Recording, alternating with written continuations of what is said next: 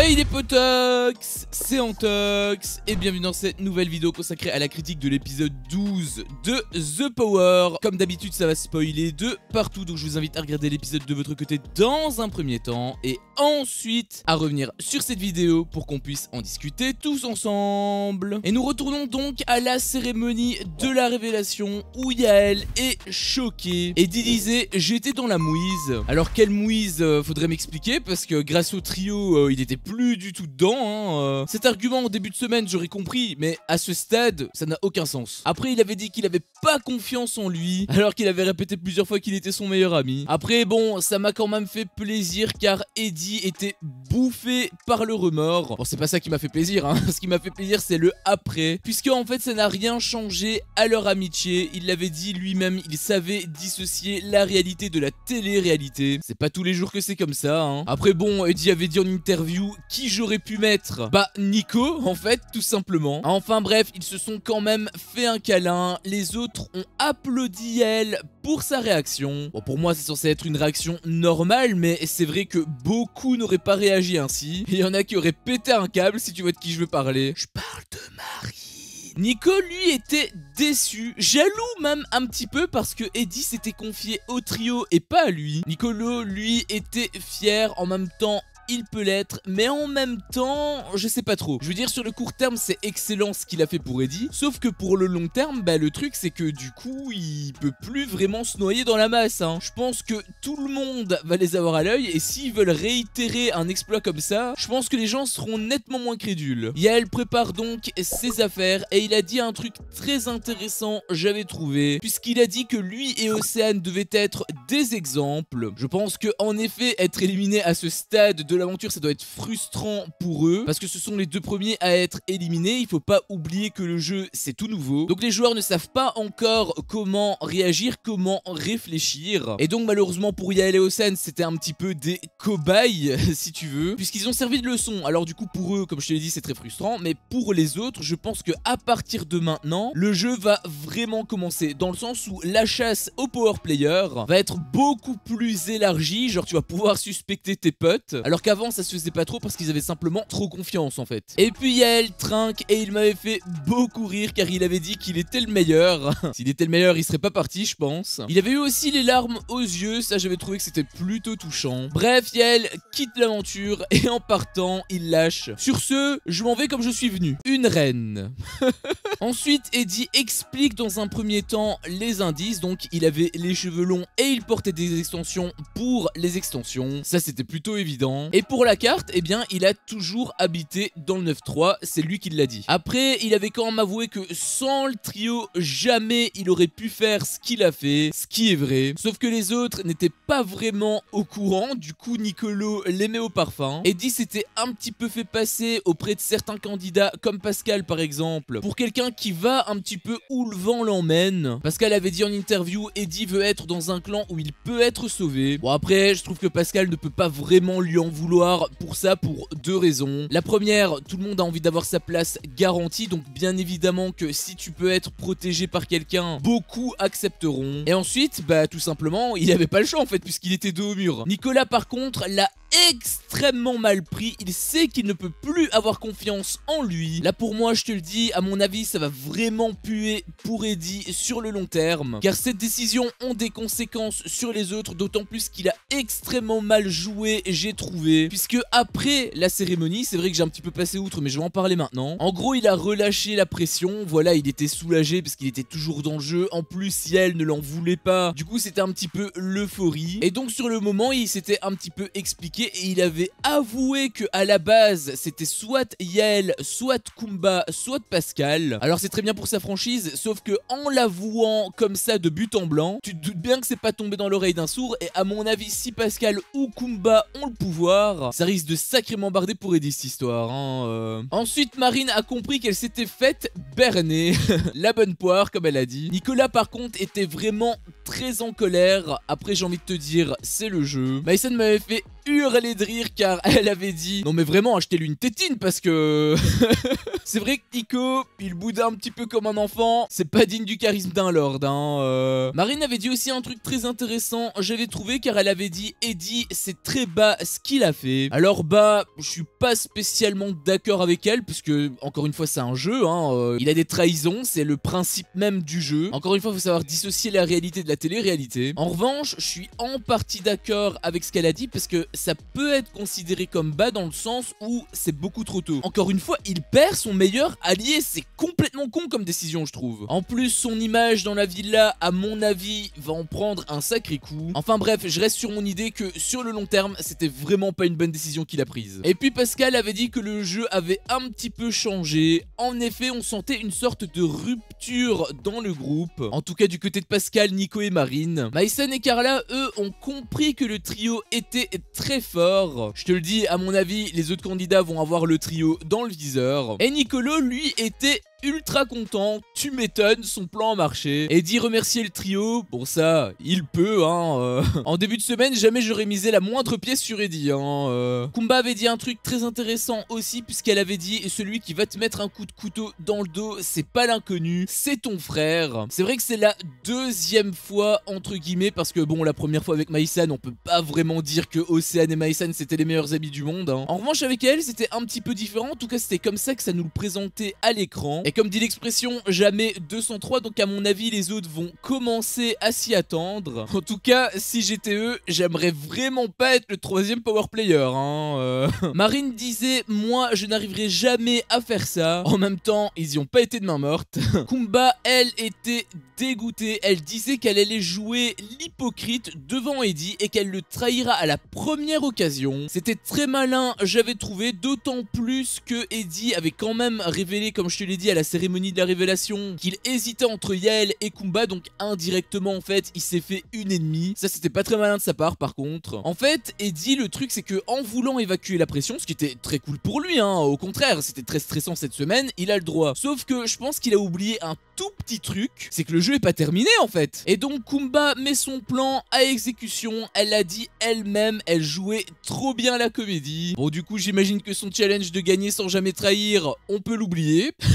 Eddie disait en interview, je suis quand même fier de moi car j'ai pu montrer que j'étais joueur et stratège. Alors joueur oui, parce que du coup il a trahi son meilleur ami, donc en effet c'est un joueur. Après est-ce que c'est une bonne décision, je suis pas certain. Alors après il a dit qu'il était stratège, bon déjà il faut savoir dissocier la stratégie de la tactique. La tactique c'est plus des coups sur le court terme alors que la stratégie c'est sur le long terme. Donc si on doit parler stratégie, pour moi stratégiquement il a très mal joué, comme je te l'ai dit sur le long terme c'est vraiment une très mauvaise idée. Éliminer son meilleur allié de l'aventure, détériorer son image auprès des autres, je pense qu'il aurait pu faire quand même nettement mieux hein, sur ce coup là. Et d'un point de vue tactique, bah là pour le coup c'est pas vraiment grâce à lui puisque c'est grâce au trio encore une fois. Donc pour moi il se donne des qualifications qui lui collent pas trop à la peau honnêtement hein. Nicolas disait en interview, je suis en train de perdre la bataille. On est d'accord qu'il le voyait personnellement là hein. Non parce que depuis le début d'épisode, il réagit comme si c'était lui qui avait été trahi, alors que je rappelle que celui qui est parti, c'est Yael, hein, c'est pas Nicolas. Hein. Après, moi, je pense qu'il est toujours dans une optique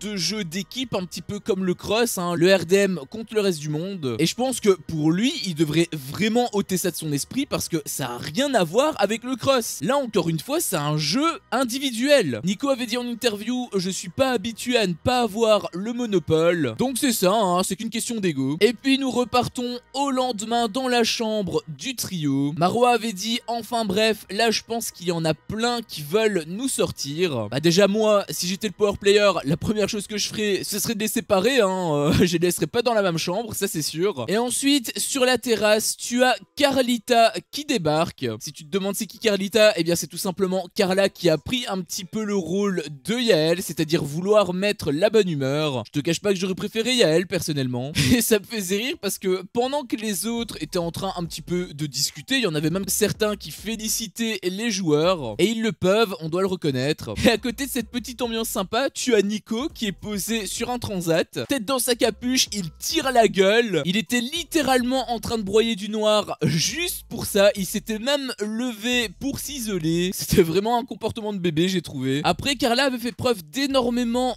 d'empathie puisqu'elle lui avait demandé des nouvelles. Après Nico lui répondait vraiment froidement, on aurait dit un enfant qui boude un petit peu. C'était ce que Carla avait dit aussi en interview. Après Maïsen avait pointé du doigt quelque chose d'intéressant puisque Marine expliquait pourquoi Nicolas réagissait ainsi, à cause du coup de trahison d'Eddie et tout. Mais en fait quand il réfléchit, heureusement qu'Eddie a réagi ainsi parce que t'imagines s'il l'avait dit à son propre clan. Marwa qui était censée être l'amie de Marine, elle se fait mettre la pression. Alors ils sont pas dans le même clan, on est bien d'accord, mais le fait que Marine elle-même mette la pression à sa soi-disant amie, je me projette et je me dis, imagine Eddie en avait parlé à son clan, est-ce qu'ils auraient été aussi bienveillants que le trio en fait? Est-ce que Nicolas, dans son incroyable ego, n'aurait pas mis la pression à Eddie pour cibler certaines personnes? En plus avec Marine dans l'alliance, elle aurait probablement poussé pour mettre Maïsan, comme ça a été le cas avec Marwa. Et donc s'il avait refusé, comment est-ce qu'ils auraient réagi? Est-ce qu'ils auraient réagi exactement comme ils réagissent là en cet instant? Parce que si c'est le cas, moi je voudrais pas être dans leur alliance hein. C'est la dynastie des tyrans, c'est pas une démocratie. Marwa disait qu'elle ne comprenait pas non plus parce que au début tout le monde disait qu'ils étaient prêts à trahir et là plus rien.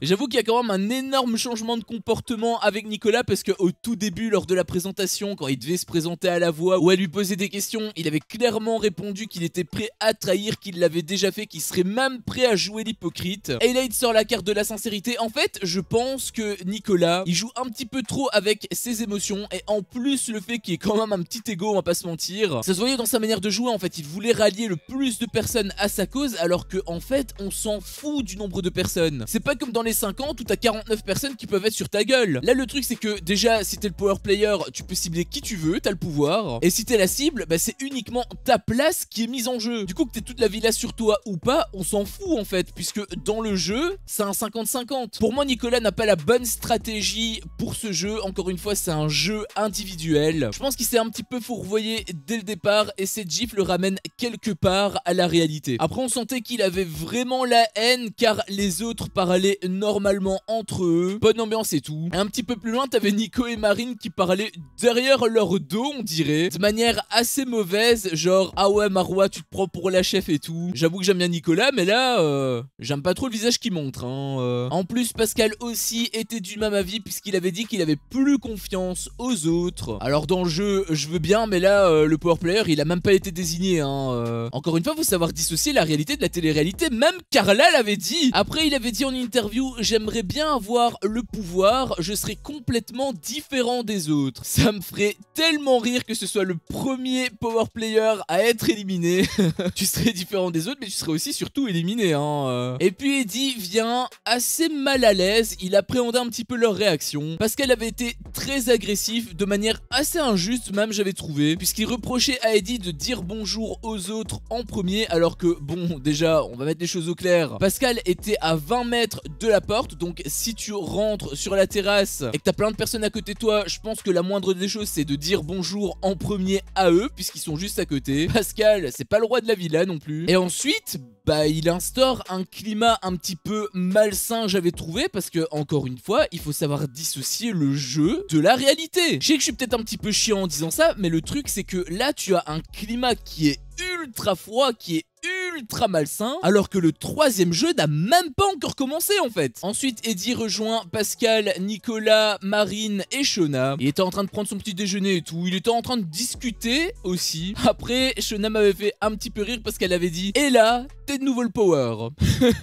Oh s'il vous plaît faites ça. Nico lui sortait de table avec une petite friction entre lui et Eddie. Bon j'aime beaucoup Nicolas mais là je dois t'avouer que je trouve qu'il prend les choses vraiment beaucoup trop personnellement et j'aime pas du tout le visage qu'il est en train de montrer hein. Après quelque part c'est un petit peu logique hein, parce qu'il a toujours été le chef du RDM. On l'avait même vu je pense dans la saison 3 ou la saison 4 entre le RDM et les Marseillais, où t'avais la désignation d'un chef qui devait être fait démocratiquement, c'est-à-dire par vote, et à ce moment là ça avait été Mila qui avait été votée et du coup t'avais Nicolas qui l'avait ultra mal pris. Il avait boudé pendant des jours, il était même prêt à créer un coup d'état, limite à saboter sa propre équipe, juste pour faire dégager Mila. D'ailleurs, cela dit en passant, c'est pas vraiment le comportement digne d'un chef, hein. Enfin bref, tout ça pour dire que son comportement me choque pas vraiment, mais il me déçoit quand même. Après, Marine était encore en boucle sur l'amitié à sens unique, soi-disant, alors que bon, elle a un petit peu agi comme un tyran, hein, il faut pas se le cacher. Là, je suis assez d'accord avec Marwa pour le coup. Ensuite, Marwa avait dit Marine, c'est vraiment la définition de belle et bête. C'est un peu ça en effet. Et donc là, tu as un petit peu deux clans qui se dessinent. D'un côté, tu as Pascal, Marine et Nicolas. Shona était là aussi, mais est-ce que c'est toujours un électron libre ou est-ce qu'elle est plutôt avec Pascal? Ça, je sais pas. Et de l'autre, tu as le trio, tu as Eddie forcément. Et puis tu as Carla et Maïsen qui, contre toute attente, se rallient par la force des choses puisqu'elles sont indirectement, bon déjà, du même avis. Elles arrêtaient pas de féliciter le trio d'avoir bien joué. Et en plus, bah, elles ont un ennemi en commun, Nicolas. Et enfin, le troisième jeu peut enfin commencer. La désignation du nouveau power player a sonné. Nicolas et Nicolo voulaient tous les deux le pouvoir. Tu m'étonnes. En vrai, peut-être qu'il va me faire tromper, hein, mais au vu de comment Nicolas est, s'il a le pouvoir, j'ai un petit peu peur qu'il manque de subtilité, hein. Surtout que lui, il aime le show. Il disait qu'il était habitué à avoir le monopole, mais là, il serait directement en danger. Quelque part, je suis un petit peu curieux de voir comment il réagirait. En tout cas, ce qui est sûr, c'est que Eddie, lui, il ne veut pas. Donc, premier à tirer la carte, Gab, mais malheureusement pour lui, il n'est pas le power player. D'ailleurs, Carla avait demandé « Alors, c'est toi ?» Et Gab, il avait répondu « Bah ouais ». C'est quoi cette question de con? Shona avait dit en interview, en fait, là, je me méfie de tout. Je vais même me méfier des fauteuils.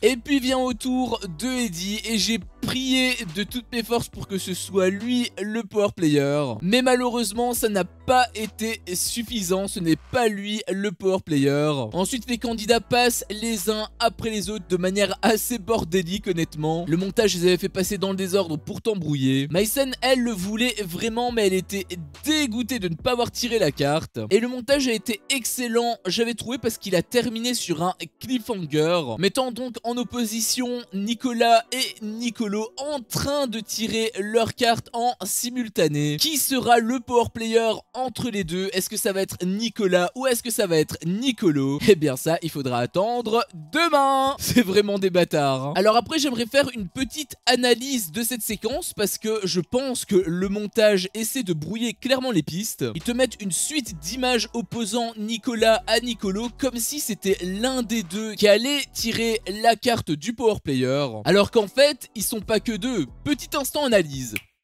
J'adore les tableaux. Comme vous pouvez le voir, on est sûr à 100% que Gab, Eddie, Maïsan, Marine, Shona et Carla ne sont pas les power players. Ils avaient tiré la carte et il n'y avait rien affiché dessus, on l'a clairement vu. Du coup, ça veut dire qu'il reste en effet Nicolas et Nicolo, mais il reste aussi Pascal, Marwa et Kumba en fait. Alors le montage, forcément, il t'a laissé sur des plans qui pouvaient te faire un petit peu cogiter. Genre Nicolas et Nicolo ont tous les deux tiré la carte et tu vois un petit peu le sourire s'effacer sur le visage de Nicolo et on dirait qu'un sourire se dessine sur le visage de Nicolas. Mais après ça, ça veut absolument rien dire. Si ça tombe, Nicolas a souri uniquement par haine parce qu'il avait pas tiré la carte du power player. Et pour Nicolo, si ça tombe, c'est même pas la séquence qui suit son tirage de cartes. Il faut pas oublier que dans un montage, sur ton rush, admettons le tirage de cartes s'est effectué à ce moment-là, les images que toi tu vois après ne sont pas forcément les images après le tirage de cartes. Le monteur peut manipuler les images en prenant justement des séquences avant le tirage de cartes. Du moment que ça crée l'illusion, c'est bon. Donc pour moi, ces images-là ne veulent absolument rien dire et surtout, si le montage a un petit peu construit le truc comme ça, je pense que c'est ni Nicolo ni Nicolas qui sera le power player. Donc je mettrai une petite pièce sur Pascal, Marwa ou Kumba. Peut-être un peu plus Pascal avec ce qu'il a dit en interview. Enfin bref, c'était mon avis sur cet épisode. Un épisode qui était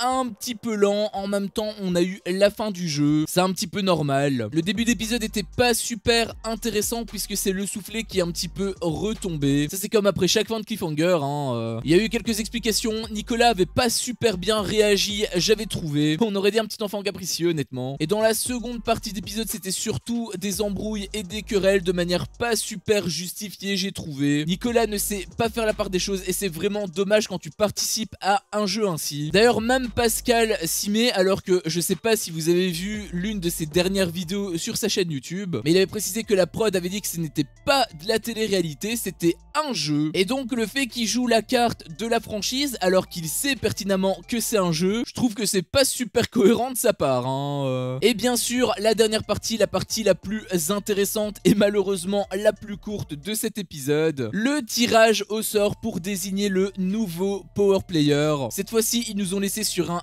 cliffhanger que je ne crois absolument pas au passage, mais de toute façon pour en avoir la certitude il faudra attendre demain, donc j'ai hâte d'être à demain pour savoir qui sera le nouveau Power Player. Sur ce, cette vidéo s'achève ici. Si mon contenu te plaît, fais-le moi savoir en me laissant un énorme pouce bleu. À chaque fois que je vois ça, je vois que mon contenu plaît et donc moi ça me motive à continuer. Si t'es pas encore un peu tox, qu'est-ce que tu attends pour me défoncer ce gros bouton rouge? N'hésite pas à activer la cloche pour ne rien louper et je te dis à la prochaine pour une prochaine vidéo. Ciao.